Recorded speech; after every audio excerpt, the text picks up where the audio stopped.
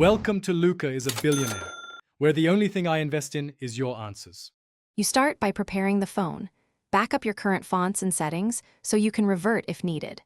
Once that's done, enable installing unknown apps for your browser or file manager and download the latest Zfont APK.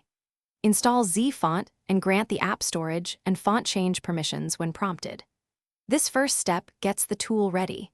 You need the app installed and permissions allowed before you can select and apply any replacement emoji pack. Now open Zfont and go to the emoji section to preview packs. Choose the one that matches your desired style. Once selected, tap Download, then Apply. The app will show a method. If your phone is rootless, follow the non-root instructions, often installing a temporary theme or using ADB commands. If rooted, grant root and let Zfont write the system emoji font. Make sure to accept any replacement prompts and let the process finish before continuing. Finish by rebooting the phone so the system registers the new emoji font. Many changes only take effect after a restart. If emojis revert or display weirdly, restore the backup and retry using the root or Magisk module method for a permanent change.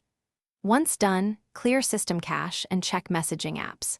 If the apply step fails, reinstall Zfont, re-download the pack, or use ADB commands as instructed. This troubleshooting tip fixes. Thanks for watching and please subscribe. It's the best investment you'll ever make.